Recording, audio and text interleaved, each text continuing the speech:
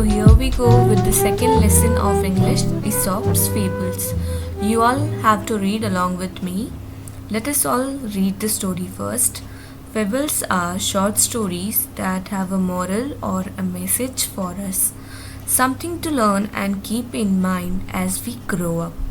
Most of the fables have animal characters who think and act just like human beings. It is believed that many of the fables were first told by a wise person called Aesop. Aesop lived hundreds of years ago in a country called Greece. His stories became so popular that people passed them on from generation to generation. Many proverbs and sayings that we use today are based on these fables. Here are the two well-known fables. Children, I have already explained you with the help of the PPT about this all Aesop and the story Stag at the Pool. Now we are actually studying what is given in the textbook. So the first story is the Stag at the Pool. One day a beautiful stag came to a pool of clear water. As he bent down to drink, he saw his own reflection in the water. He was delighted with what he saw. Instead of drinking water, he kept looking at his own reflection. So once a stag has come to a pool of water to drink some water from it. But once he bent down to drink the water, he saw his own reflection. Now what is reflection? Reflection is the self-image in the water or mirror. You can see here how the stag is looking in the water, looking at his own reflection. And now what is stag? Stag is a male deer and they have mainly this type of antlers and they are called as stag. So stag is a male deer.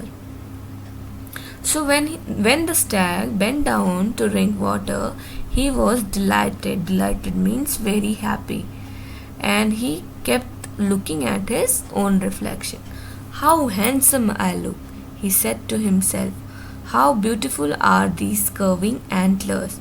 How they add to my beauty. How graceful they look. Then he moved nearer and saw his legs reflected in the pool. He was quite disgusted. Look at my legs, oof! They are so ugly, all spindly with small feet. How I wish that nature had given me legs worthy of my stately antlers. Okay, so the stag was very fond of his beautiful antlers. He liked his antlers very much, children, but he was not fond of his legs. He thought that he is having ugly legs and the antlers are so beautiful, and he was so fond of the antlers. So as he was brooding in this way, the stag heard an arrow going swish across the pool. At the same time, he picked up the scent of hunters. With a quick turn, he bounded away. His legs carried him swiftly into the forest. The hunters were hot on his trail, but they were no match for his speed. Soon the stag left the hunters far behind.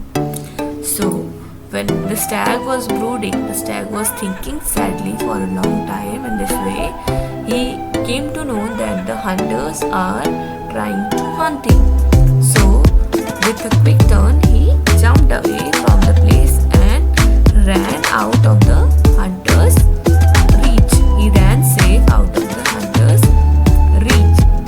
Safe and out of the hunter's reach, the stag slowed down. Suddenly, without realizing it, he walked into a thicket. Now, what is thicket? Thicket is, you can say, small branches of the trees entangled together. This is a thicket.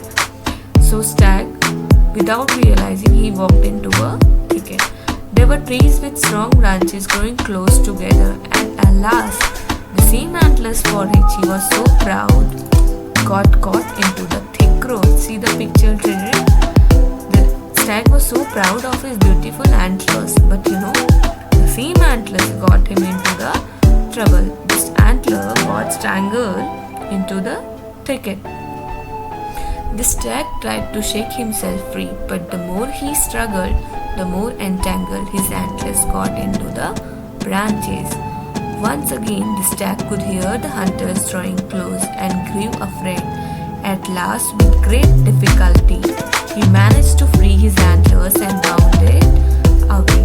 So, children, now you realize the stag was so proud of his beautiful antlers, but what happened at the end?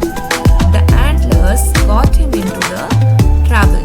But the stag used to hate his ugly feet. But these feet only help him to run away from the hunter's reach. Then what stag said? I realize now that my ugly feet saved my life. I was so proud of these handsome antlers, but they would have been the cause of my death. Very often we dislike the very things that are most useful to us. So this is the moral of the story. Some things we dislike, but they are very useful for us. So never judge anything by appearance. Thank you. Now the second story is The Dog in the Manger.